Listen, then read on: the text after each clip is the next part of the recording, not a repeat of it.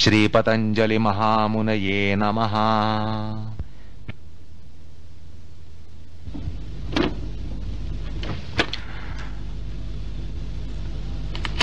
जरा किंवा वार्धक्य ह्याच्याबद्दल श्रीमद ज्ञानेश्वरीमध्ये काही मननीय असे विचार आलेले आहेत। प्रासादिक वाणीमध्ये श्रीमद ज्ञानेश्वर त्या ठिकाणी काही दिग्दर्शन करतात।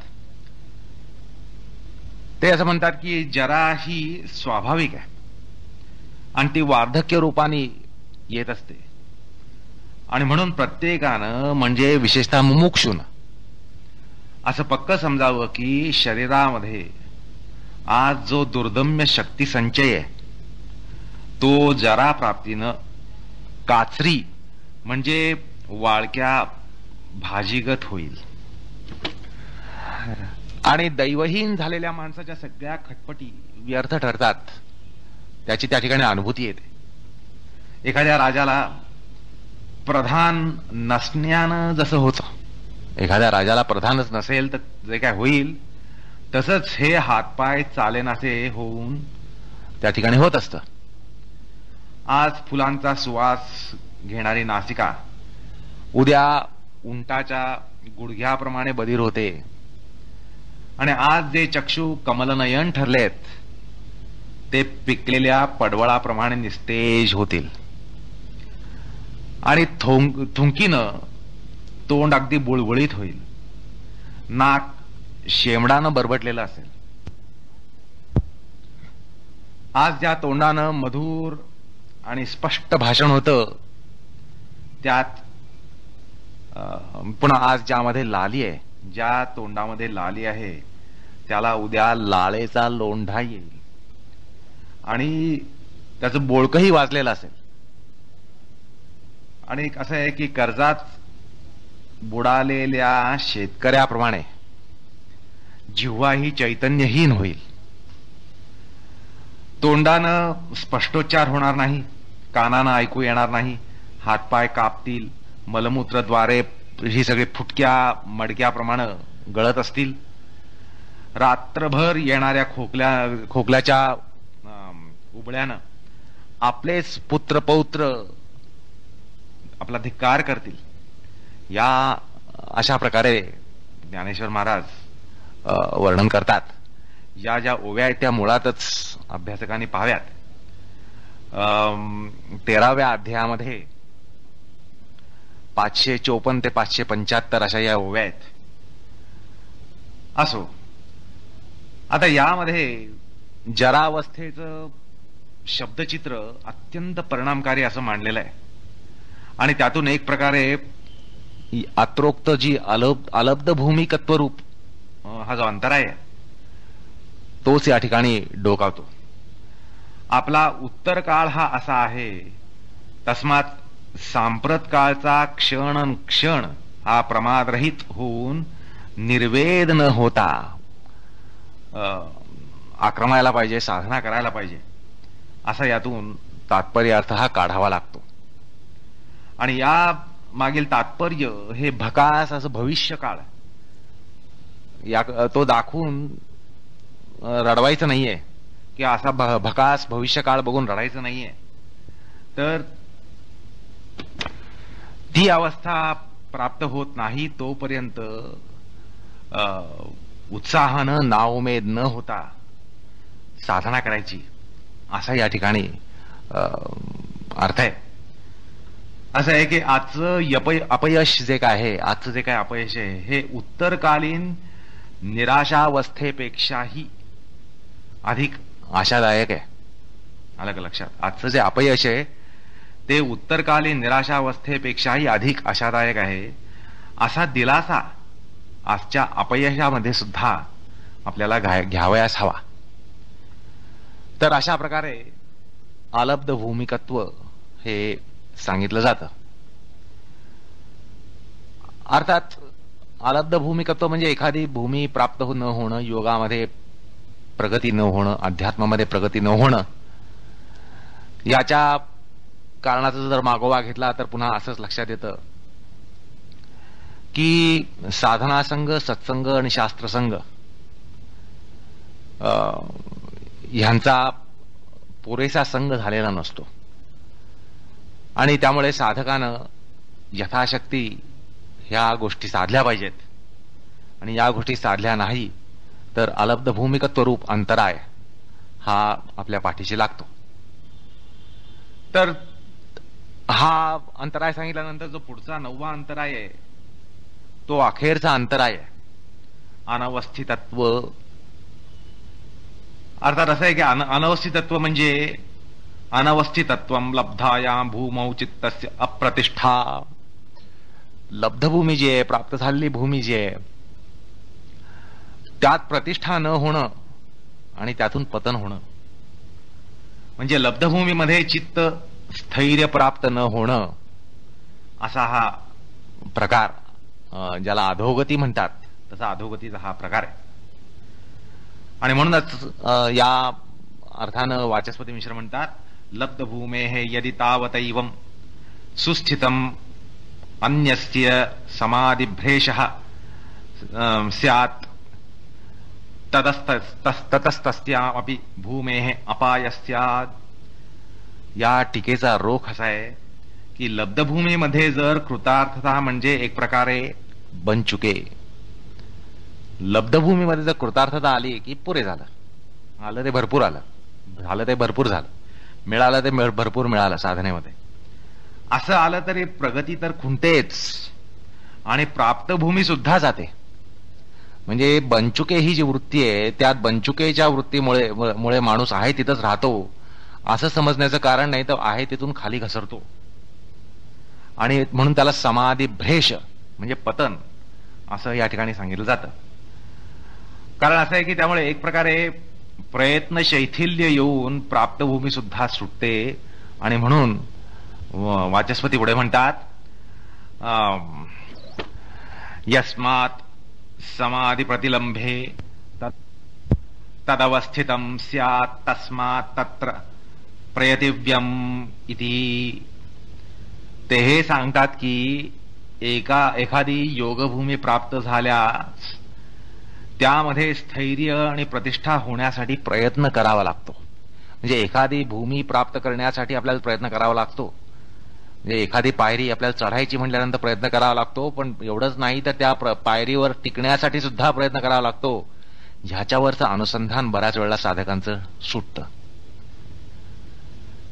आणि तो प्रकार या ठिकाणी वाचस्पती मिश्र सांगतात. प्राप्तभूमीमध्ये अप्रतिष्ठा झाल्यास पतन होतं, या वाचस्पतींच्या मताशी विज्ञान भिक्षू सहमत आहेत. ते सुद्धा तसंच म्हणतात, अप्रतिष्ठा लाभे अपि भ्रंशः. असो, आता प्राप्तभूमी हटण्याचं कारण किंवा पतन होण्याचं कारण, अधोगती होण्याचं कारण म्हणजे प्रमाद. तसंच अनुचित अकाली प्रयत्न शैथिल्य, अनुचित असं प्रयत्न शैथिल्य, अकाली असं प्रयत्न शैथिल्य, नंतर गुणसंग, रजतम गुणांचा संग, हे त्याला कारणभूत असतात. आता परमार्थाच्या मार्गामध्ये जेवढं पुढं जावं तशी सिद्धी आणि स्मय आणि आमिष फार बलवत्तर प्रतिपक्ष ठरतात. आता हे प्रतिपक्ष आपल्याला प्राप्त होत नाहीत, पण सिद्धावस्थेमध्ये, सिद्ध योगावस्थामध्ये, म्हणजे जसं योगामध्ये प्रगती होईल आणि ज्यांना आपण योगी म्हणून वंदन करतो त्यांच्या बाबतीत या ठिकाणी शास्त्र सांगतं की सिद्धी आणि स्मय आणि आमिष ही बलवत्तर होतात. अर्थात सिद्धीमुळे माणूस अडकतो, सिद्धीमुळे योगी अडकतो, तसंच त्याला एक प्रकारे स्मय येतो. स्मय येतो म्हणजे की त्याला असं वाटतं की आपल्याला अनेक आमिष दाखवली, प्रलोभनं दाखवली, पण आपण बळी पडलो नाही, असं म्हणून एक प्रकारे अहंकार येतो. किंवा आमिष ही जबरदस्त असतात आणि आमिषांचा तो बळी पडतो. ह्याचा निर्देश शास्त्रकार करून जातात.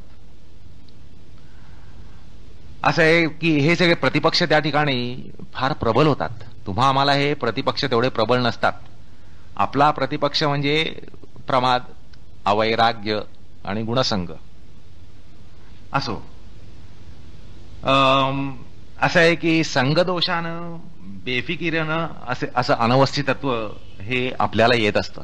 तात्पर्य असं की आपल्यामध्ये एक बेफिकिरी येऊ शकते, प्रमाद होऊ शकतो, आणि संगदोषामुळे आपल्याला हा अंतराय हा पाठीशी लागतो.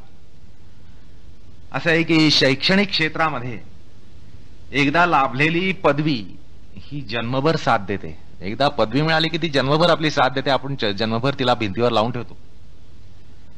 पण या ठिकाणी तसं नसतं, तर केवळ पदच्युत न करता फार कडेलोट केला जातो.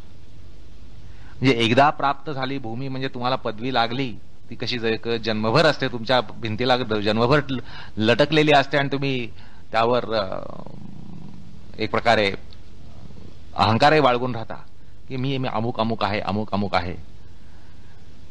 अर्थात कालांतराने त्या विषयामध्ये काही जरी ज्ञान शिल्लक राहिलं नाही तरी ती पदवी मात्र साथ देत असते, आणि पदवीचा अहंकार मात्र त्या ठिकाणी राहतो. पण या ठिकाणी असं आहे की प्राप्त झालेली भूमी तुम्ही पादाक्रांत केली असं तुम्हाला मुळीच समजता येत नाही. तर केवळ त्यातून पदच्युती होते एवढंच नाही, तर तुम्हाला प्राप्त भूमीतून केवळ भ्रष्ट केलं जातं एवढंच नाही, पाडलं जातं असं नाही, पतन केलं, तुमचं पतन होतं एवढंच नाही, तिथून हटवलं जातं एवढंच नाही, तर पार कडेलोट सुद्धा केला जातो. कळलं असं असतं की अंतिम मुक्तीपर्यंत ही तारेवरची कसरत सांभाळलेली असते. शूरस्य धारा निशिता दुरत्या दुर्गम पतस्तत् कवयो वदंती, असा कंठघोष आहे उपनिषदाचा. हा अत्यंत दुर्गम मार्ग आहे, आणि हा दुर्गम मार्ग अगदी मुक्तीपर्यंत त्याची वाटचाल झालेली असते एखाद्याची. पण असं आहे, हा जो अंतराय आहे ह्याची बाधा तिथपर्यंत असते. आणि विशेषतः असं सांगितलं की जितका साधक सिद्धावस्थेकडे असेल, सिद्धावस्थेमध्ये असेल, तितका हा अंतराय प्रबळ होत जातो. तर या ठिकाणी ही गोष्ट एक तुम्हाला सतर्क करण्याच्या दृष्टीने सांगतोय, बाऊ करून घेण्याचं कारण नाही. जसं जसं तुमची प्रगती होईल, विशिष्ट टप्प्यापर्यंत प्रगती होईल, तेव्हा तुम्हाला हा अंतराय जाणवणार नाही की तुम्हाला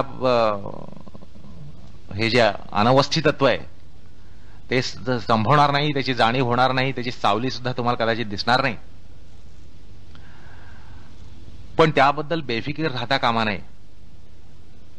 विशेषतः सिद्धा अवस्थेकडे गेलेला जो माणूस आहे, साधा सिद्ध योगी आहे, त्याला हा अंतराय फार प्रबळ असतो. आणि म्हणूनच या ठिकाणी आता जे उपनिषदाला कंठघोष जो आहे तो सांगितला, शूरस्य धारा निशिता दुरत्या दुर्गम पतस्तत् कवयो वदंती, असे ते ज्ञानी लोकच सांगतात. या ठिकाणी संत श्रेष्ठ संत तुकाराम ते सुद्धा म्हणतात, रात्रंदिवस आम्हा युद्धाचा प्रसंग. याच्यावरून बोध करून घ्यावा की त्यांच्यासारख्या संत श्रेष्ठांनी असं म्हणावं की रात्रंदिवस आम्हा युद्धाचा प्रसंग, म्हणजे त्या उच्च अवस्थेमध्ये हा जो अनवस्थितत्वरूप अंतराय असतो तो फार प्रबळ असतो. असं आहे, शेवटी गुणसंगच या सगळ्याला कारण असतो, अनवस्थितत्वाला कारण गुणसंग. आणि या संदर्भामध्ये पराशर मुनींचं प्रसिद्ध असं औपदेशिक वचन आठवतं की निस्संगताच यतींना मुक्ती देणारी असते. निस्संग राहणं ह्याच्यातूनच मुक्ती होत असते. संपूर्ण दोषसंग्रह हे संगोद्भव असतात. सगळे जे दोष आहेत ते सगळे संगोद्भव असतात, संगातून निर्माण होतात. संग कारणानं योगप्राप्त यतीचाच पार कडेलोट होतो, तर अल्पसिद्धांची काय गत. अशा प्रकारे पराशर मुनींचं एक वचन आहे, स्मार्त वचन आहे. निस्संगता मुक्तिपदम यतीनाम संगदोषः प्रभवन्ति दोषः आरूढ योगो विनिपात्ये अधःसंगेन योगी किमिताल्पसिद्धी. अर्थात अल्पसिद्धींची काय वाट, असं या ठिकाणी म्हटलं जातं की सिद्धयोगी यांनाच संगदोष लागत असेल तर अल्पसिद्ध्यांनी किती काळजी घेतली पाहिजे. असो, आता बहुतेक सगळे टीकाकार या समाधी भ्रेशः असं जे भाष्यवचन आहे त्याचा समाधी पतन असा अर्थ करतात. आणि त्यातील काही मत जर आपण एक उपलक्षण म्हणून जर घेतलं तर असं दिसतं, अनवस्थितत्वम भूमेलाभे अपि चित्तस्य ततो भ्रंशः. मणिप्रभाकार हे जे टीकाकार आहेत ते थोडं या ठिकाणी जास्त सांगतात. त्यांचा आशय असा की अनवस्थितत्व म्हणजे लब्ध भूमीत मध्ये चित्ताची अस्थिरता आणि प्रथम भूमीमध्ये स्थैर्य आल्याशिवाय उत्तर भूमीचा जय होणे नाही आणि म्हणून चित्ताची अस्थिरता हा दोष आहे असं ते म्हणतात. म्हणजे प्राप्त भूमीमध्ये आपण दृढ झाल्याशिवाय पुढची भूमी काही योग्य तऱ्हेने आपल्याला हाती लागत नसते आणि अशी काहीतरी घाई गर्दी होण्यानं, साधनेमध्ये घाई गर्दी किंवा उड्या मारण्यानं हा दोष त्या ठिकाणी लागू पडतो. अनवस्थितत्वामध्ये आणि अलब्ध भूमिकत्वामध्ये एक सामायिक भाग आहे, तो म्हणजे इदम नास्ति परम च न लभते असा तो प्रकार असतो. म्हणजे हातचं सुटतं आणि पायाखालची जमीन सुद्धा दुभंगते. आता या अंतराय कथनामागे आणि त्यामागील महाबलाढ्य प्रतिपक्षांना सांगून सूत्रकारांना किंवा भाष्यकारांना साधकाला गलितगात्र करून सोडण्याचा मुळीच त्यांचा हेतू नाहीये. साधकामधली हवाच काढून घेण्याचा उद्देशही त्या ठिकाणी नाहीये. श्रद्धायुक्त साधकाला मार्गातल्या रहस्यांचं उद्घाटन करायचं, रहस्य जी आहेत ती सांगायची आणि जे कोणी गलितगात्र होऊन हातपाय गाळतील त्या आणि योगाचे रामराम ठोकतील, अर्थात ते रामराम ठोकण्याला योग्यच असल्यानं तेही साधून जातात. शास्त्रकार तेही सांगून जातात उगीच अनधिकारी लोकांचा या ठिकाणी सुळसुळाट होऊ नये. तर या ठिकाणी गलितगात्र होऊन योगाला रामराम ठोकणारे जे असतील ते त्याच योग्यतेचे असतात. त्यांनी या रामराम ठोकावा हेच योग्य असतं, नाही तर उगीच या ठिकाणी भाऊ गर्दी उठते योग साधकांची. त्यामुळे त्या दृष्टीने सुद्धा हे अंतराय सांगणं महत्वाचं आहे. म्हणजे श्रद्धाहीनांना या मार्गापासून दूर करणं हा सुद्धा एक हेतू या ठिकाणी दडलेला आहे, नाही असं म्हणता येत नाही. म्हणजे दुहेरी हेतू या ठिकाणी साधलेला आहे की श्रद्धावान असा जो साधक असेल त्याला सतर्क करणं आणि जे श्रद्धाहीन साधक असतील त्यांचं निष्कारण विनाकारण सुळसुळाट होऊ नये म्हणून त्यांना एक प्रकारे त्यांच्या ते हवा काढून घेणं असे दोन्ही हेतू या सूत्रामध्ये साधलेत असं म्हणणं काही वावगं ठरणार नाही. अर्थात आगंतुक लोकांची भाऊ गर्दी या मार्गामध्ये टळेल आणि हे अपेक्षित असतं. हातपाय गाळण्याला योग्य असलेला जो श्रद्धाहीनांचा वर्ग आहे त्यांना आपोआपच मार्गातून बाजूला सारलं जातं. अशा प्रकारे हे अंतरायांचं प्रदीर्घ कथन हे एक प्रकारे दुधारी शस्त्र आहे असं या ठिकाणी म्हणावंसं वाटतं. असो, आता पुन्हा अजून एक गोष्ट शास्त्रकार सांगतात की अंतराय हे काही एकटे दुकटे येत नाहीत. या लांब अशा यादीला म्हणजे आतापर्यंत एक अंतरायांची लांब यादी देऊन झाली, त्याला एक पूरक अशी उपयादी पुन्हा सूत्रकार लगेच जोडणार आहेत. असं आहे की आधीच अंतराय हे बलवंत असतात आणि पुन्हा त्या अंतरायांना पुरवणी रूपानं सहचर आणि सहगामी असे हे सुद्धा असतात असं शास्त्रकार सांगतात. अर्थात आता आपण 9 अंतराय पाहिले, ते अंतराय काही एकटे दुकटे येत नाहीत, तर त्यांच्याबरोबर त्यांना सहचर असतात. पुन्हा मुळात हे महाबलाढ्य असे अंतराय आहेत. हे काय आता सांगायचं कारण नाही, हे किती बलाढ्य प्रतिपक्ष आहेत हे सांगायचं कारण नाही.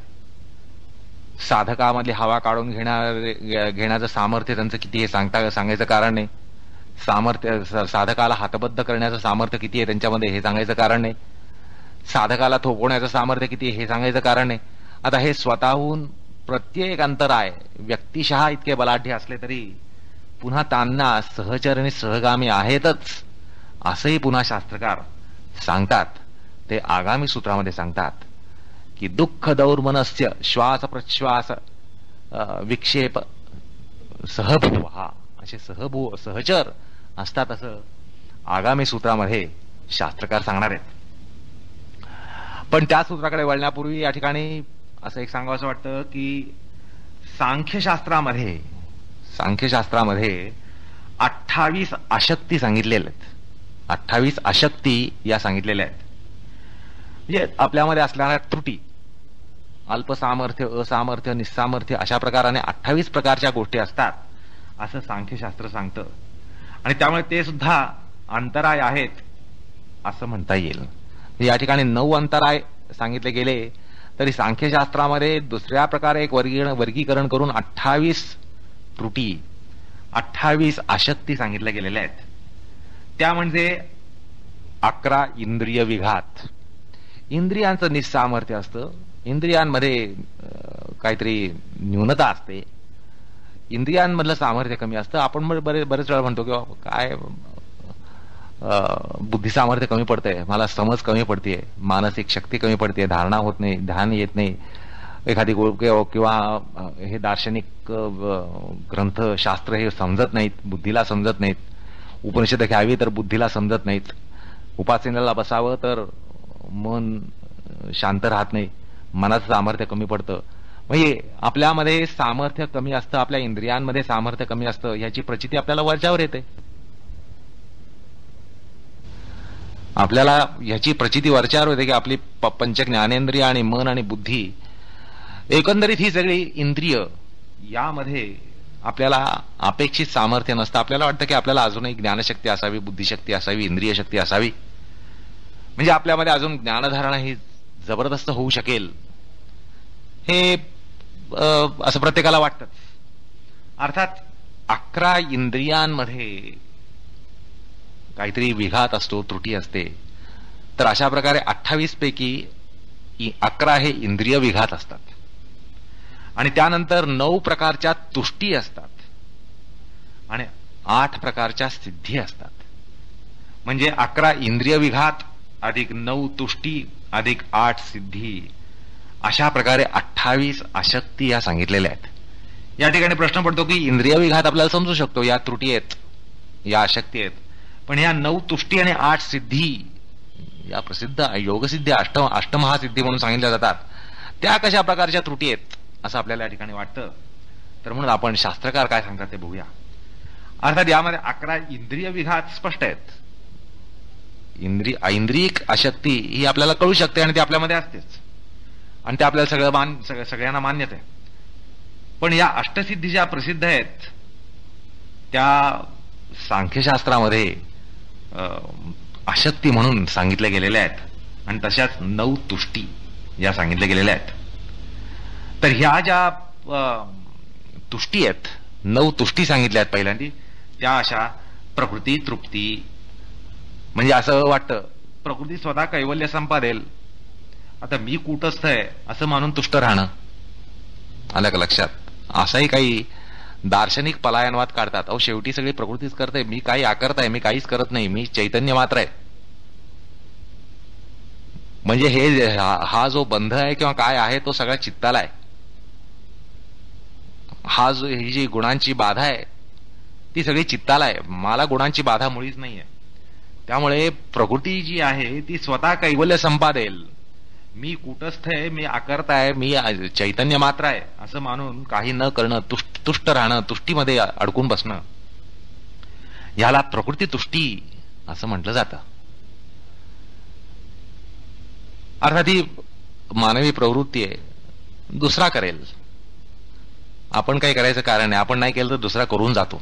ही आपली एक स्वाभाविक प्रवृत्ती असते, माणसाची प्रवृत्ती असते. प्रत्येक माणूस आपले हात मागे घेतो, याचं कारण त्याला माहिती असते की दुसरा कोणीतरी करून जाईल. तर तशा प्रकारे या ठिकाणी अध्यात्मामध्ये सुद्धा घडण्याचा प्रकार असा असतो की प्रकृती तुष्टी, की शेवटी ही बुद्धी, चित्त, मन ह्यांना सगळे बंधन आहेत, ह्यांना बंध आहेत, हे गुणांमध्ये अडकलेत, ते त्यांनी स्वतःहून बाहेर पडावं.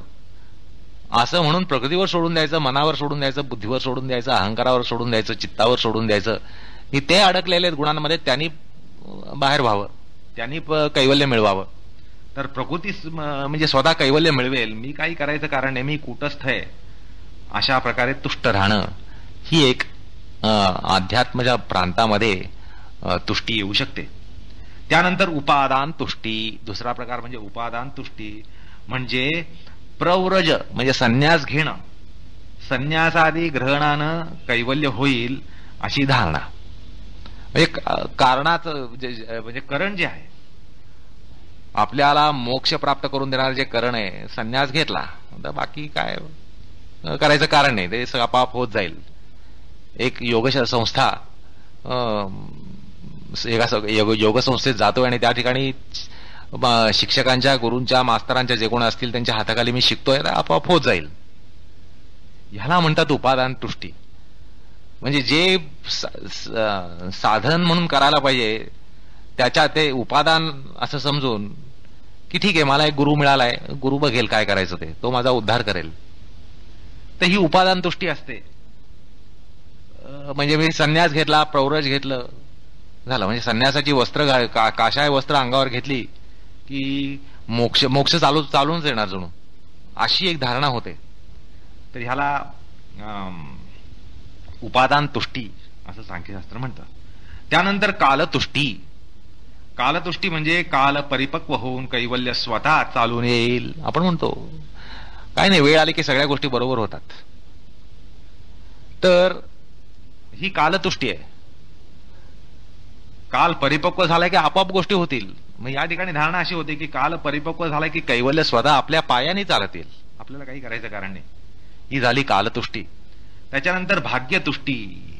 भाग्यात कैवल्य असेल तर होणारच, आपल्याला खाटेवर मिळेल, बसल्या जागी मिळेल. ही जी माणसाची वृत्ती असते ती ही भाग्यतुष्टी असते. भाग्यात असेल तर काही न करता आपोआप मिळेल, काही करायचं कारण नाही. म्हणजे भाग्यात कैवल्य असेल तर ते होणारच, मग त्याला कोण अडवा येणार. खाटेवर बसल्या बसल्या आपल्याला काय जे काय प्राप्ती असेल ते मिळणार, अशी जी धारणा ती भाग्यतुष्टी. अशा या 4 प्रकारच्या आध्यात्मिक तुष्टी असतात.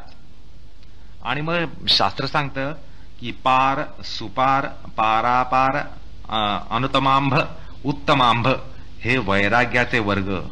यात तुष्टी येणं, अशा प्रकारच्या 9 प्रकारच्या तुष्टी सांख्यशास्त्रामध्ये सांगितलेल्या आहेत. तर सांख्यामध्ये पार, सुपार, पारापार, अनुतमांभ आणि उत्तमांभ असे वैराग्याच्या श्रेण्या आहेत. तर त्याच्यामध्ये तुष्टी येणं, वैराग्याच्या एका पायरीवर तुष्टी, एखाद्या पायरीवर तुष्टी येणं, अशा प्रकाराने त्या ज्या 5 पायऱ्या आहेत वैराग्याच्या, त्या सांख्यशास्त्रामध्ये त्या 5 पायऱ्या सांगतात. त्याच्यामध्ये तुष्टी येणं, अशा प्रकारे 9 तुष्टी असते. 9 प्रकारच्या तुष्टी असतात. आणि अष्टसिद्धी. अष्टसिद्धी म्हणजे एक प्रकारे बंचुकी वृत्ती ही येण्याला कारण असतं. आपल्याला कुठली सिद्धी प्राप्त होणं म्हणजे एक प्रकारे बंचुकी वृत्ती ही आपल्यामध्ये येते. आणि अशा प्रकारे 8 प्रकारानं बंचुकी वृत्ती ही येऊ शकते, अष्टसिद्धीच्या मार्फत येऊ शकते. म्हणून त्यांनाही या ठिकाणी आसक्ती असं म्हटलेलं आहे. योगशास्त्रात पुढे असं सांगितलंय की सिद्धींमध्ये योगी अडकतो, असं सिद्धीच्या मागे योग्यानं लागू नये असा कंठघोष आहे, योगशास्त्राचा कंठघोष आहे. तो तेवढ्यासाठीच की त्याच्यातून एक तुष्टी येऊ शकते आणि माणूस म्हणजे योगी आहे तिथं राहतो आणि आहे तिथं राहिला की काही कालांतराने त्याचं पतन होतं. अशा प्रकारे ह्या अष्टसिद्धी सुद्धा आसक्ती असतात. तर अशा प्रकारे 9 अंतरायांचं हे प्रकरण या ठिकाणी प्रकरण संपत नाही, पण सूत्र संपतंय. कारण आगामी सूत्रामध्ये यांचे सहचर हे सांगितले जातात. तर आपण आता त्या सहचरांकडे वळणार आहोत. सूत्रकार म्हणतात, दुःख दौर्मनस्य अंगमे जयत्वश्वास प्रश्वासा विक्षेप सहभूवहा. ते म्हणतात की हे जे पूर्वोक्त अंतराय आहेत ते अंतराय त्यांचे सहचर कोण, तर दुःख दौर्मनस्य अंगकंपन आणि श्वास प्रश्वास म्हणजे श्वास प्रश्वासातला गत्याभाव हे पूर्वोक्त विक्षेपांचे साथी आहेत, सहचर आहेत, सहभू आहेत असं सूत्रकार या ठिकाणी सांगतात. तर या ठिकाणी असं लक्षात येतं की या पूर्व गतसूत्रामध्ये जे काही अंतराय सांगितले त्यातला एखादा जरी कुठलाही अंतराय घेतला तरी त्या अंतरायाबरोबर हे सहचर असतात. म्हणजे थोडक्यात अशी कल्पना करता येईल की गतसूत्रामधला प्रत्येक अंतराय हा एक प्रकारे सेनापती आहे. कुठला सेनापती आहे तर प्रतिपक्षाचा सेनापती आहे. व्याधी रूपाने तो एक सेना घेऊन येतो. व्याधी रूपाने सेना घेऊन आल्यानंतर त्या ठिकाणी त्याच्या सेनेमध्ये दुःख, दौर्मनस्य, श्वास अंगमेजयत्व आणि श्वास प्रश्वास अशा रूपाने विक्षेप यांची सेना ही येत असते. मग जो दुसरा अंतराय असेल स्त्यान, तर स्त्यानाबरोबर हे घडतं. म्हणजे गतसूत्रामध्ये जे अंतराय आहेत ते एक प्रकारचे सेनापती आहेत आणि असे 9 सेनापती ह्यांच्या मागे त्यांची सेना म्हणजे केवढी प्रचंड सेना असेल बघा. थोडक्यात कल्पना म्हणजे या ठिकाणी प्रतिपक्षाच्या पक्षामध्ये 9 डिव्हिजन्स आहेत किंवा 9 बटालियन्स आहेत किंवा 9 औक्षणीही आहेत. महाभारताच्या भाषेत सांगायचं म्हणजे असं त्या ठिकाणी समजलं पाहिजे. आणि मग प्रत्येक औक्षिणीमध्ये त्याचा एक सरसेनानी असतो, सरसेनापती असतो. तो सरसेनापती म्हणजे व्याधी, स्त्यान, संशय, प्रमाद, आलस्य, अविरती, भ्रांती, दर्शन, अलद, भूमिकत्व, अनवस्थितत्व अशा प्रकारचे हे कमांडर इन चीफ असे सेनापती आहेत. या सेनापतींची पुन्हा सेना, तर ती सेना अशी दुःखरूप असते, दौर्मनस्य रूप असते, अंगमेजयत्व रूप असते, श्वास प्रश्वास रूप असते. अशा प्रकारे या ठिकाणी अर्थ करता येतो. अर्थात ते सहचर आहेत, हे सहचर आहेत म्हटल्यानंतर या ठिकाणी करता येतो. तर या ठिकाणी पहिला सहचर म्हणजे काय, दुःखांची सेना, दुःखाचे अनेक असे सैनिक ह्यांचा आपल्यावर हल्ला होतो. अर्थात दुःखरूप सेनेचा सेनापती कदाचित व्याधी असेल किंवा स्त्यान असेल किंवा संशय असेल, प्रमाद असेल, भ्रांती दर्शन असेल, अलभूमिकत्व असेल, अनवस्थितत्व असेल. तर सेनानी हा वेगवेगळा असू शकतो आणि त्यामुळे प्रत्येक सेनानीची एक दुःखरूप सेना असते, त्याच्या मागे दुःख देणारी एक सेना असते असं या ठिकाणी समजायला हरकत नाही. म्हणजे व्याधी मागे व्याधीच्या रूपानं त्याची एक दुःखरूप सेना असते, स्त्यानाची एक वेगळी दुःखरूप सेना असते. म्हणजे प्रत्येकाची एक दुःखरूप सेना आहे, प्रत्येकाची दौर्मनस्य रूप सेना आहे, प्रत्येकाची अंगमेजयत्व रूप सेना आहे आणि प्रत्येकाची श्वास प्रश्वासारूप अशी एक सेना आहे.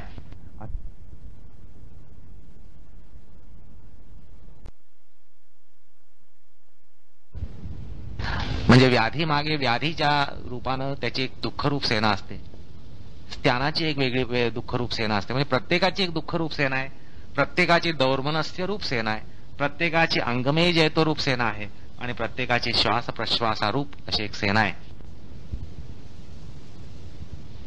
असं या ठिकाणी काही समजायला हरकत नाही. असो, तर या ठिकाणी दुःख अशा प्रकारे पहिला सहचर सांगितलाय. दुःख म्हणजे सर्वसामान्यपणे त्रिविध ताप, आदिभौतिक, आध्यात्मिक, आदिदैविक अशा प्रकारच्या दुःखांचं वर्णन अध्यात्मशास्त्रामध्ये केलं जातं. त्रिविध ताप असं म्हणतो आपण, तापत्रय असं आपण म्हणतो. हे तापत्रय म्हणजे काय, तर तापत्रयांचा अर्थ आदिभौतिक, आध्यात्मिक, आदिदैविक अशा प्रकारचे ताप यांना दुःख असं म्हणतात. तर हा त्याचा एक सामान्य अर्थ होईल दुःखाचा. दौर्मनस्य म्हणजे मनाचा क्षोभ, मनाची क्षुब्धता, त्याला दौर्मनस्य असं म्हणता येईल. त्यानंतर अंगमेजयत्व म्हणजे अंगातील असाधारण कंपन, अंगामध्ये अदृढत्व, बलहीनत्व, बल नसणं, सामर्थ्य नसणं, तर हे अंगमेजयत्व आहे. अंगमेजयत्व म्हणजे या ठिकाणी अंग म्हणजे केवळ बाह्यांग समजायचं कारण नाही, हात पाय लटपटणं हे अंगमेजयत्व एवढंच असंच समजण्याचं कारण नाही. तर अंग म्हटल्यानंतर शरीर, शरीर म्हटल्यानंतर स्थूल सूक्ष्म असे शरीर असतात. तर त्यामध्ये बल नसणं, निर्बलता असणं, दुर्बलता असणं, बलाभाव, त्याने कंपन प्राप्त होणं, म्हणजे मानसिक चंचलता, मानसिक अस्थैर्य, या सगळ्या गोष्टी या ठिकाणीच अंगमेय जयतो याच्यामध्ये घालता येतात. थोडक्यात अंगमेय जयतो म्हणजे अंगामधली असाधारण अंगामधला असाधारण कंपन, आणि हे कंपन कशामुळे, तर अर्थात बलहीनतेमुळे. त्यानंतर श्वास प्रश्वास म्हणजे श्वासोश्वासामधली लयशून्यता, त्याच्यामधला बिघाड. अर्थात श्वासामधला बिघाड म्हटल्यानंतर आपण आज असं समजू शकतो की मानसिक ताणतणावाला तरी श्वासोश्वासामध्ये फरक पडतो, आपण समजतोच आजकाल, आपल्याला याची जाणीव आहे. तर त्यामुळे श्वास प्रश्वासामध्ये गत्याभाव असणं, लयाभाव असणं, अनियमितपणा असणं, ह्या सगळ्या गोष्टी या कशाने निर्माण होतात हे आज काही सांगायचं कारण नाही. तर तशा प्रकारे श्वास प्रश्वासा पण असं आहे की चित्तवृत्तीच्या साधनेसाठी, निरोधाच्या साधनेसाठी सगळे शांतावस्था असायला पाहिजे, आणि त्यामुळे हे सगळे या ठिकाणी बलाढ्य शत्रू ठरतात. शरीरामध्ये बल नसणं, सामर्थ्य नसणं, स्थैर्य नसणं, श्वासोश्वासामध्ये लय नसणं, तर या सगळ्या गोष्टी योगाला लागणाऱ्या सामर्थ्याला सुरुंग लावत असतात, आणि त्यामुळे या ठिकाणी त्यांचा निर्देश शास्त्रामध्ये केला गेलेला आहे. अर्थात श्वासोश्वास हा लयशून्य असणं, त्याच्यामध्ये लय नसणं, लयाचा अभाव असणं म्हटल्यानंतर चित्ताची काय परिस्थिती असेल हे काही वेगळं सांगायचं कारण नाही. असो, आता गतसूत्रामध्ये व्याधी स्थान संशय प्रमाद आलस्य आविर्त भ्रांती दर्शन अलब्ध भूमिकत्व अनवस्थितत्व रूप असे जे अंतराय सांगितले, नवंतराय सांगितले, 9 प्रकारचे अंतराय सांगितले, ते विक्षेप होते. त्यांना विक्षेप असं म्हटलं गेलं. त्या सूत्रामध्ये त्यांचा निर्देश विक्षेप म्हणून केला गेला, आणि या ठिकाणी त्यांचे सहचर हे सांगितले जात आहेत. या ठिकाणी असाही एक सूक्ष्म परीक्षणार्थ निघू शकतो की व्याध्यादी नसल्यानं दुःख प्राप्त होणार नाही. म्हणजे ते विक्षेप जे आहेत ते प्राप्त व्हावे लागतात, म्हणजे त्यांचे सहचरी येतात. म्हणजे व्याध्यादी यांची उपस्थिती नाही, व्याधी नाही, स्थान नाही, संशय नाही, प्रमाद नाही, आलस्य नाही, आविर्त नाही, भ्रांती दर्शन नाही, अलब्ध भूमिकत्व नाही, अनवस्थितत्व नाही म्हटल्यानंतर दुःखही नाही असं म्हणता येतं, दौर्मनस्य नाही असं म्हणता येतं, अंगमेय जयत्व नाही असं म्हणता येतं, श्वासप्रश्वास नाही असं म्हणता येतं. त्यामुळे सूत्रकारांनी एक सलग यादी दिली नाही, त्याने एक फार सूक्ष्म असं वर्गीकरण केलं, त्या ठिकाणी पृथक्करण केलं. नाहीतर असं म्हणता येईल की व्याधी स्थान संशय प्रमाद आलस्य आविर्त भ्रांती दर्शन अलब्ध भूमिकत्व अनवस्थितत्व, आणि ह्याच्याबरोबरच दुःख दौर्मनस्य अंगमेय जयत्व श्वास प्रश्वास ह्यांना पण माना की हे पण विक्षेप आहेत. दुःखामुळे विक्षेप येतो, दौर्मनस्यामुळे विक्षेप येतो, अंगमेय जयत्वामुळे विक्षेप येतो, श्वासप्रश्वासामुळे विक्षेप येतो. असं जरी खरं असलं तरी या ठिकाणी जे निरीक्षण आहे, शास्त्रकारांचं निरीक्षण आहे ते असं आहे की तुम्हाला व्याध्यादी नसतील, गतसूत्रामध्ये सांगितलेलं जर अंतराय नसतील तर त्यांचे हे सहचर असल्या कारणानं हे पण नसणार, असा या ठिकाणी एक सूक्ष्म अर्थ आहे. नाहीतर असं आपल्याला योग साधनेमध्ये अंतराय काय किंवा आपल्यामध्ये विक्षेप काय अशी याची यादी करायची म्हटली तर आपण सरळ यादी करतो. पण या ठिकाणी शास्त्रकार नुसती सरळ यादी देत नाहीत, त्याचं वर्गीकरण करतात की ह्यातले विक्षेप कुठले आणि त्यांचे सहचर कुठले, आणि थोडंसं निरीक्षण केलं की आपल्याला असं लक्षात येतं की खरोखर हे विक्षेप नाहीयेत, हे सहचर आहेत. विक्षेप नसतील तर सहचर नसणार असं आपल्याला या ठिकाणी थोड्याशा परीक्षणानं लक्षात येतं की व्याध्यादी नसतील, व्याधी स्थान संशय वगैरे 9 प्रकारचे अंतराय नसतील तर दुःख दौर्मनस्य आदींनी त्या ठिकाणी येण्याचं कारण संभवतच नाही. आणि खरोखर त्या अर्थाने हे सहचर आहेत, सहभूव आहेत. हे जे शास्त्रकारांचं कथन आहे ते श्लाघनीय आहे, कौतुकास्पद आहे. त्यांचं जे या ठिकाणी विश्लेषण आहे, पृथक्करण आहे, निरीक्षण आहे, हे खरोखरच श्लाघनीय आहे. असो, एकूण काय तर गतसूत्रातले 9 विक्षेप आणि या सूत्रामधले 5 सहचर असं 9 अधिक 5 बरोबर 13 अशा प्रकारचं सरळ सोड गणित या ठिकाणी सूत्रकार सांगत नाहीत. याचं कारण त्यांची निरीक्षण बुद्धी, निरीक्षक बुद्धी, त्यांचं निरीक्षण सामर्थ्य आणि निरीक्षक बुद्धी जे आहे त्याच्यामुळेच हे शक्य झालं. नाही तर सर्वसामान्यपणे आपण या 13 गोष्टींची यादी करून टाकली असती, पण त्याने ते केले नाही. एकूण काय तर हे विक्षेप ठरत नाहीत. आणि विक्षेप का मानू नयेत तर हे सूत्र त्यांनी विभक्त करून या ठिकाणी सांगितलंय की हे सहचर आहेत, 5 सहचर आहेत आणि 9 हे विक्षेप आहेत. असो, आता या ठिकाणी भाष्यकार असं म्हणतात की दुःख जी आहेत, आपण आता पाहिलं सुरुवातीला की दुःख म्हटल्यानंतर त्यांना तापत्रय असं आपण म्हणतो. तापत्रय म्हणजे आध्यात्मिक, आदिभौतिक, आदिदैविक अशा प्रकारची दुःख असतात. हे त्रिविध दुःख असतात. अर्थात हा अध्यात्माचा सिद्धांत या शास्त्रामध्ये सांगताना भाष्यकार म्हणतात, येन अभिहताः प्राणींस्तत् उपघाताय प्रयत्ने तत् दुःखम. म्हणजे असं आहे की ज्यांची पीडा आपल्याला झाल्यावर त्याच्या कारणाला नष्ट करण्याचा स्वाभाविक प्रयत्न प्राणी करतात, ते दुःख आहे. अशा प्रकारे ते मनोवैज्ञानिक विश्लेषण मानतात. आपण दुःख म्हणतो ते कशाला दुःख म्हणतो तर ज्याच्या निवारणासाठी, निवर्तनार्थ आपण काहीतरी प्रयत्न करतो. आपल्याला काहीतरी पीडा झाल्यानंतर ती पीडा संपावी, टळावी, नाहीशी व्हावी म्हणून त्याच्या कारणाला नष्ट करण्याची एक स्वाभाविक प्रवृत्ती प्राणीमात्रांमध्ये असते. हिची स्वाभाविक प्रवृत्ती अगदी पार कीटकांपासून, जंतूंपासून ती सगळ्यांमध्ये असते. आणि ती प्रवृत्ती ज्या ठिकाणी असते, ज्या कारणे असते, ते दुःख असतं. असं भाष्यकार थोडं मनोवैज्ञानिक भाषेतून किंवा मनोवैज्ञानिक चष्म्यातून त्या ठिकाणी सांगतात. अर्थात या ठिकाणी ही प्रसिद्ध तापत्रय असतात असं सांगितलं. अर्थात ती म्हणजे आदिभौतिक, आध्यात्मिक, आदिदैविक अशा प्रकारे ते असतात.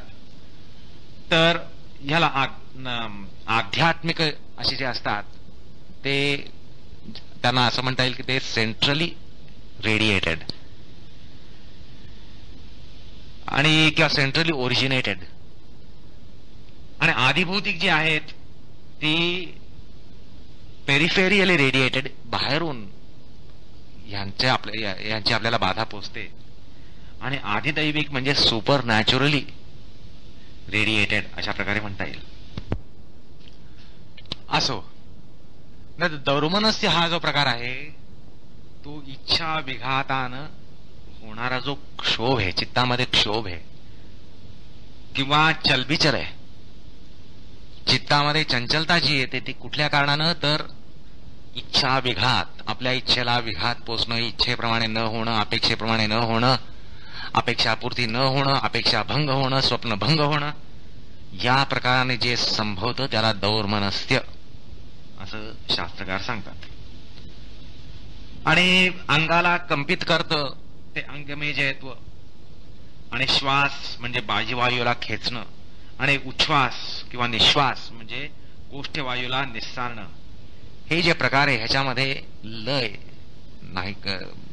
नाहीशी होणं किंवा ह्याच्यामध्ये नैसर्गिकता नते न होणं हा प्रकार सहचर ठरतो त्या ठिकाणी. अर्थात हे सगळे त्या पूर्व सूत्रगत विक्षेप जे आहेत त्यांचे अनुपाती आहेत. विक्षिप्त चित्तामध्ये हे कार्यप्रवण असतात. विक्षिप्त चित्ताला हाही एक अर्थ समजून घेतला पाहिजे की ज्या ठिकाणी विक्षेप आहे ते चित्त विक्षिप्त. गतसूत्रामध्ये जे अंतराय सांगितले ते विक्षेप ज्यांच्या चित्तामध्ये असतात, अर्थात तुम्ही आम्ही सर्वसामान्य, ते म्हणजे विक्षिप्त चित्त. आपण सर्वसामान्यपणे असं समजतो की आपण काही विक्षिप्त चित्ताचे नाहीत. विक्षिप्त चित्त म्हणजे आपल्याला वाटतं कोणीतरी वेडसर माणूस तो विक्षिप्त आहे असं म्हणतो, पण शास्त्रामध्ये तसा अर्थ नाहीये. विक्षिप्त म्हणजे तुम्ही आम्ही सगळे जे आपण स्वतःला बुद्धिमान समजतो ते सगळे विक्षिप्त आहेत, कारण आपल्या चित्तामध्ये हे विक्षेप आहेत. विक्षेप असण्यानं विक्षिप्त चित्त ठरतं. तर त्यामुळे असा अर्थ होतो की विक्षिप्त चित्तामध्ये हे सगळे कार्यप्रवण होतात. दुःख, दौर्मनस्य, अंगमेजयत्व, श्वास प्रश्वास हे सगळे कार्यप्रवण असतात. आणि विक्षेप नसेल चित्त विक्षिप्त नसेल, विक्षिप्त भूमीमध्ये नसेल, विक्षेप नसेल, त्या ठिकाणी व्याधिस्थानादी नसतील, तर अर्थात हे पण कार्यप्रवण नसतात. अशा हा प्रकार आपण सुरुवातीलाच पाहिला. असो, आता या ठिकाणी दुःखरूप जो अंतरायाचा सहचर आहे, अंतरायांचा सहचर आहे, दुःखरूपानं अंतराय सहचर म्हणून जो या ठिकाणी सांगितला गेला आहे, ते दुःख म्हणजे काय?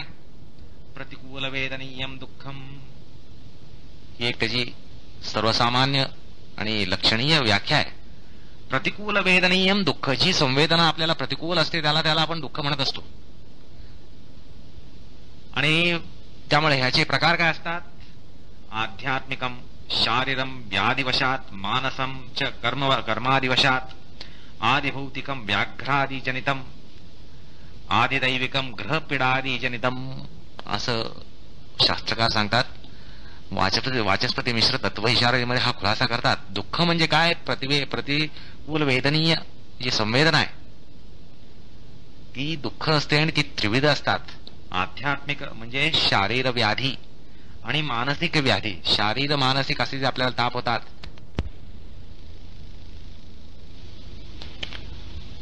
ते आध्यात्मिक दुःखाच्या स्वरूपाचे असतात, त्या वर्गामध्ये मोडतात. आध्यात्मिक दुःख म्हणजे आपल्याला शारीरिक व्याधी संभवणं, मानसिक ताणतणाव, मानसिक बेचैनी वगैरे येण्याचे जे प्रकार आहेत, ते त्याला आध्यात्मिक दुःख असं म्हटलं जातं. आणि आदिभौतिक जे असतं ते व्याघ्रादिजनित असतं. आणि आजकाल सांगायचं म्हणजे व्हायरस, इन्फेक्शन, हे सगळे प्रकार आदिभौतिक असे म्हणावे लागतील. कारण शेवटी इन्फेक्शनचा प्रकार आणि व्हायरसचा प्रकार म्हणजे हे कुठले तरी जीवाणू असतात. त्या जीवाणूंद्वारा आपल्या बाहेर ते जीवाणू असतात आणि त्यांचा आपल्याला संसर्ग होतो, ते चावतात म्हणा, त्यांचा प्रवेश होतो म्हणा, अशा कुठल्या तरी प्रकारे आपल्याला ही जी बाधा होते ती आदिभौतिक असते. साप चावणं, कुत्रा चावणं, मांजर चावणं, जंतूंनी चावा घेणं, जंतूंचा प्रवेश होणं, व्हायरस, इन्फेक्शन, हे सगळे प्रकार आदिभौतिक दुःखामध्ये घालता येतात. पण शास्त्रकार म्हणतात आदिभौतिकम व्याघ्रादिजनितम, अशा प्रकारे त्याचं वर्णन केलं गेलं, शास्त्रामध्ये केलं गेलेलं आहे. आणि आदिदैविक जे आहे, आदिदैविक म्हणजे ग्रहपीडादिजनितम, हे जे ग्रह आहेत, साडेसाती, मंगळ किंवा ग्रहांनी प्रतिकूल स्थानामध्ये असणं, अशा प्रकारे जी त्याच्यामुळे जी आपल्याला बाधा होते, तर ती जी आहे ग्रहपीडाजनित जी आहे ती आदिदैविक आहे. कारण ती आपल्या हातात नाही, ती काही दैवतांच्या अधीन आहे, दैवताधीन आहे, दैवाधीन आहे, आणि म्हणून त्यांना आदिदैविक दुःख असं म्हटलं जातं. तर हे एकूण जे या ठिकाणी वाचस्पतींनी विश्लेषण मांडलं, त्यात आध्यात्मिक दुःख ही द्विविध असतात, शारीरिक आणि मानसिक. शारीरिक दुःख हे व्याधिवशात प्राप्त होत असतं आणि मानसिक दुःख हे कामादिवशात, काम, क्रोध, लोभ, मोह, मद, मत्सर ह्यांच्याद्वारा आपल्याला मनोविकार जडत असतात. तर ते मानसिक असे दुःख देणारे असतात. आणि आदिभौतिक हा दुःखाचा प्रकार म्हणजे व्याघ्र सर्पादी जनित. व्याघ्र म्हणजे वाघ चावला, सिंह चावला, कुत्रा चावला, साप चावला, वृश्चिक चावला, ह्याच्यामुळे जे काही आपल्याला जो त्रास होतो, जे दुःख होतं, आणि आता सांगितल्याप्रमाणे इन्फेक्शन, बॅक्टेरिया, विषाणू, व्हायरस ह्याच्याद्वारा आपल्याला जे व्याधी संभवतात, त्रास संभवतात, ते आदिभौतिक अशा स्वरूपाचे असतात. आणि आदिदैविक म्हणजे ग्रह नक्षत्र जनित असतात, अर्थात ते आपल्या हातात नसतात, कर्मवशात असतात, दैववशात, दैवबलात घडत असतात. अशा प्रकारे त्रिविधताप किंवा तापत्रय हे आपल्या शास्त्रामध्ये, परंपरेमध्ये सांगितले आहेत. आपण केवळ तापत्रय तापत्रय तापत्रय म्हणत असतो, पण ते तापत्रय म्हणजे हे त्रय कुठले, तीन कुठले, तर हे तीन. त्याचा खुलासा शास्त्रामध्ये असा आहे. या त्रिविध दुःखांनाच त्रिविध ताप असं म्हणतात आता, असं सांगितलं. आणि विष्णू पुराणामध्ये याविषयी असं सांगितलंय, आध्यात्मिको अपि द्विविध शारीर मानस तथा. आध्यात्मिक दुःखही द्विविध असतात असे वाचस्पतींचं आता मत इथं सांगितलं. ते त्यांचं मत नाही, शास्त्राचं मत आहे. विष्णू पुराणामध्ये म्हटलेलं आहे आध्यात्मिको अपि द्विविध शारीरो मानसस्तथा. शारीर आणि मानस अशा दोन प्रकारचे आध्यात्मिक दुःख असतात. तर आणि शारीरिक जे असतं ते शारीरिक व्याधीजनित असतं. आता सांगितलं की अनेक प्रकारचे आपल्याला व्याधी जडतात. शिरोरोग, ज्वर, शूल, भगंदर अशा प्रकारे शास्त्रामध्ये यांचा निर्देश आहे. पंडुरोग, कुष्ठरोग, अतिसार अशा प्रकारचे अनेक रोग आहेत. तर ते किंवा सर्दी, खोकला, ताप ह्या सगळ्या प्रकारच्या ज्या पीडा आहेत, दुःख आहेत, ती सगळी शारीर तापाची आहेत. आणि मानसिक तापाविषयी म्हटलंय काम, क्रोध, भय, द्वेष, लोभ, मोह, विषाद, शोक, असूया, अपमान, ईर्ष्या, मात्सर्य अशा प्रकारे सूची ही विष्णू पुराणामध्ये प्राप्त होते. काम, क्रोध, भय, द्वेष, लोभ, मोह, विषाद, जहा, शोक, असूया, अवमान, ईर्ष्या, मात्सर्यादी मयस्तथा असं म्हटलेलं आहे. त्यानंतर आदिभौतिकाविषयी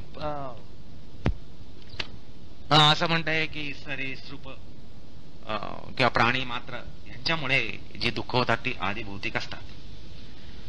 आता आदिदैविकासंबंधी जे सांगितलं ते ग्रह नक्षत्र दैववशात ग्रहवशात आपल्याला ज्या बाधा पोचतात, साडेसाती, मंगळ, वक्री गुरु, वक्री रवी अशा प्रकाराने जे आपल्याला त्रास संभवतात त्यांना आदिदैविक त्रास असं म्हटलं जातं. असो, भागवतामध्ये विषय भोग कामनाच दुःख आहे असं ठरवलंय. भागवतामध्ये असं म्हटलंय की विषय भोग कामना हीच दुःख आहे, हेच दुःख आहे.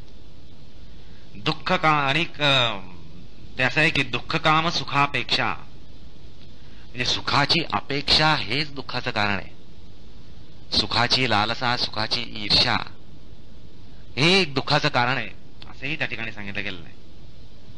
असो,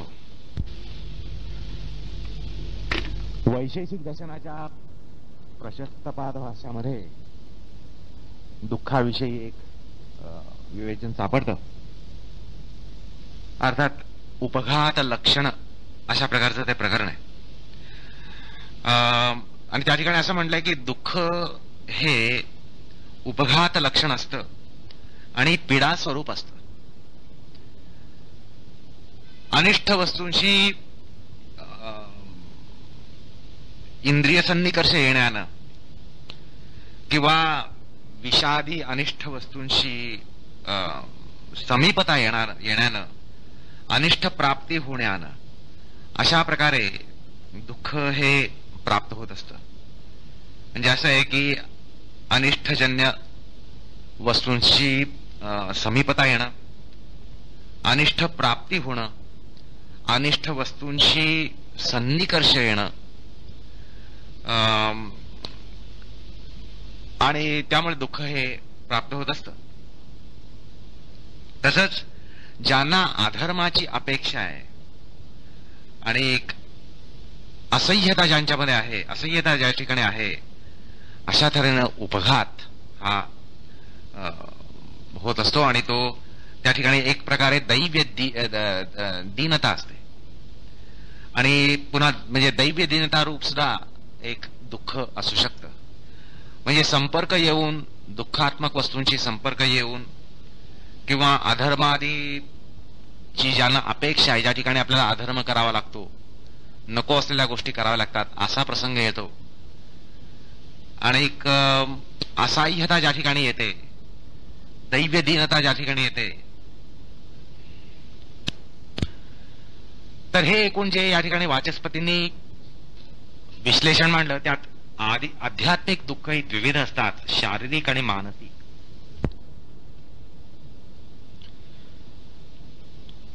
वैशेषिक दर्शनाच्या प्रशस्त पादभाष्यामध्ये दुःख हे उपघात लक्षण म्हणजे पीडा स्वरूप असतं असं म्हटलेलं आहे. दुःख हे उपघात लक्षण आणि पीडा स्वरूप असतं असं म्हटलेलं आहे.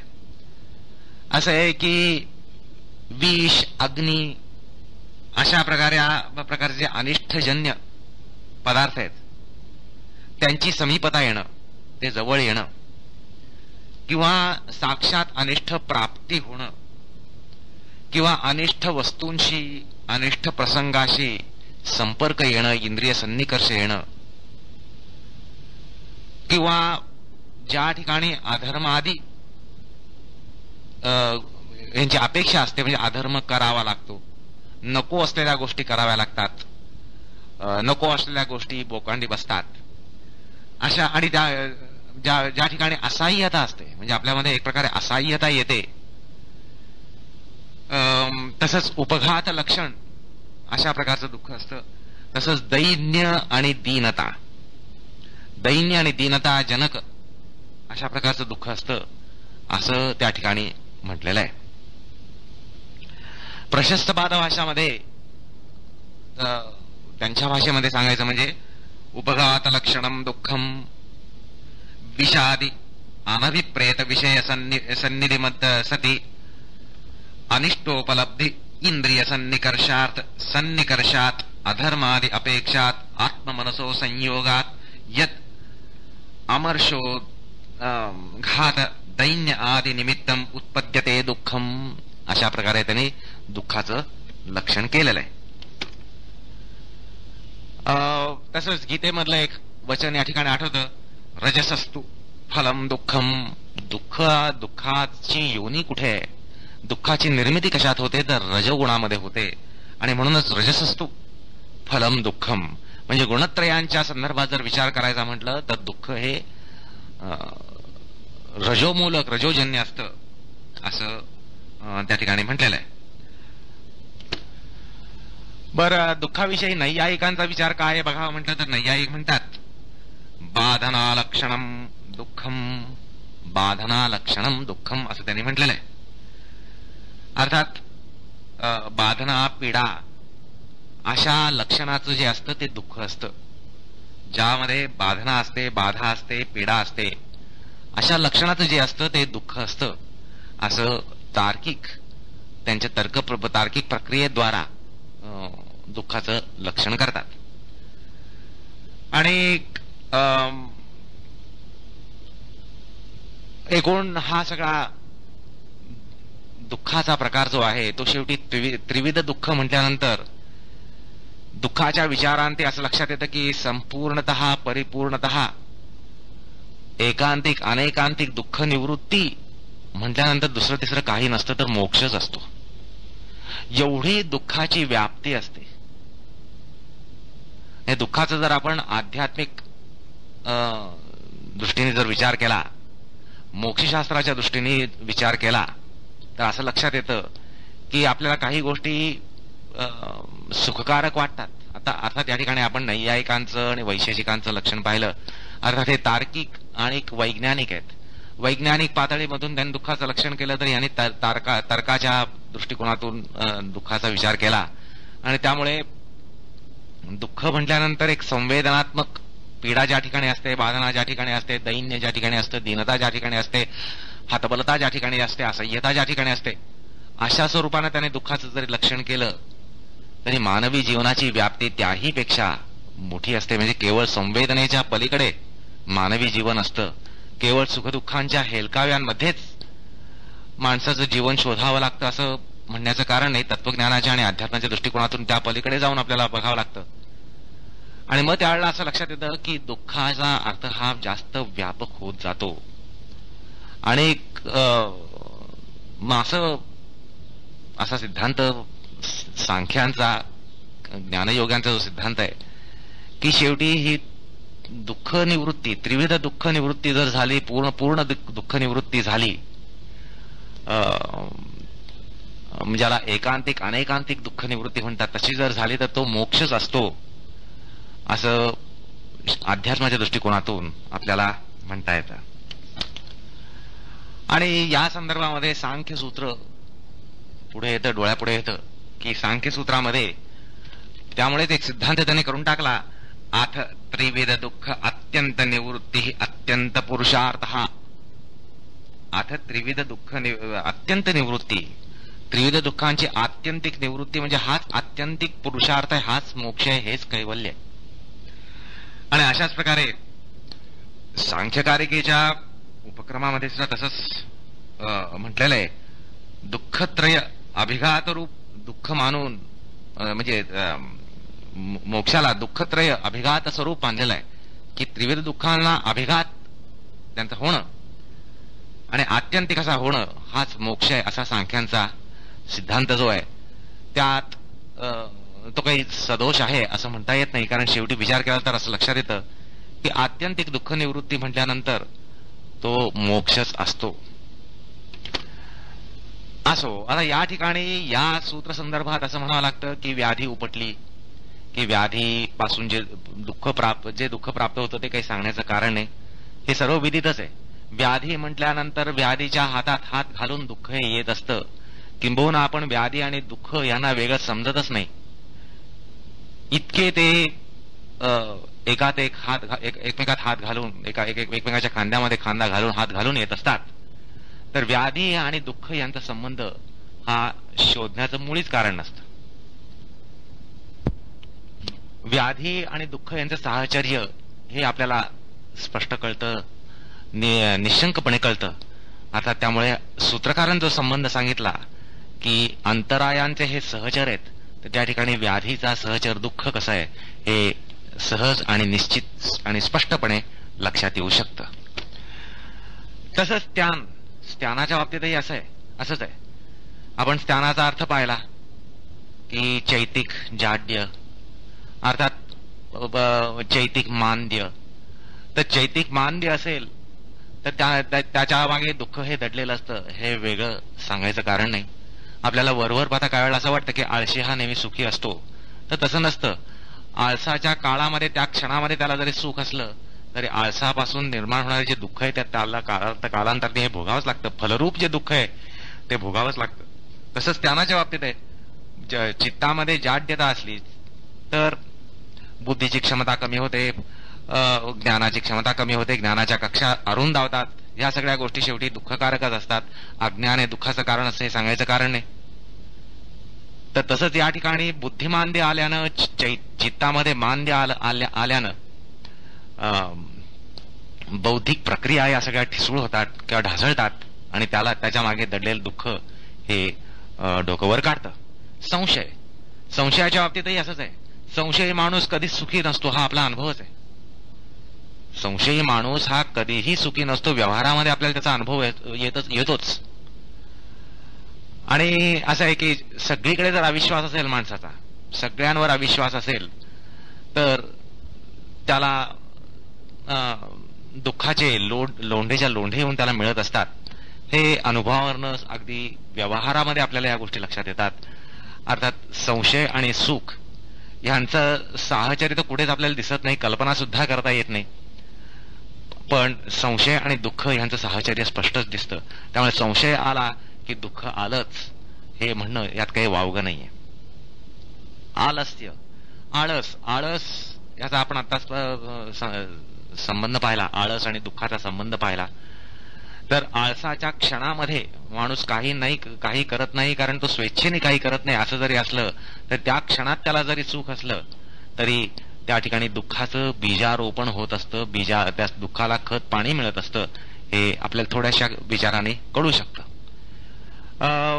प्रमाद आणि म्हणजे हलगर्जीपणा आपण त्या क्षणामध्ये एखाद्या मोहापायी करतो, तर तेवढ्यापुरतं त्या क्षणापुरतं आपल्याला जरी सुख आणि आनंद वाटत असला तर त्यानंतर हलगर्जीपणाचा परिणाम दुःख असतो. यासाठी मोठी काही शास्त्रीय उठाठेव करावी लागत नाही, उपपत्ती सांगावी लागत नाही. त्यांचं साहचर्य हे स्पष्टच दिसतं. तसंच अविरती म्हणजे अतिसेवन भोग ज्यामुळे घडतात त्याला अविरती असं म्हणतात. लौल्य येतं, चांचल्य येतं, चित्तामध्ये भरकटण्याचा धर्म येतो, चित्तामध्ये विषयांमागे धावण्याची वृत्ती निर्माण होते आणि ती आली तर त्याबरोबर दुःख आलं. हे काही अध्यात्माच्या साधकाला मुळीच सांगावं लागत नाही. भ्रांती दर्शन अर्थात अज्ञान आणि दुःख यांचं साहचर्य असल्यानंतर भ्रांती दर्शन हा अज्ञानाचा बाप आहे. भ्रांती दर्शन हा अज्ञानाचा बाप आहे. अर्थात त्यामुळे दुःखाचा बाप त्याकडे पुढे पेश होणार असंही सरळ समीकरण त्या ठिकाणी मांडता येत असतं.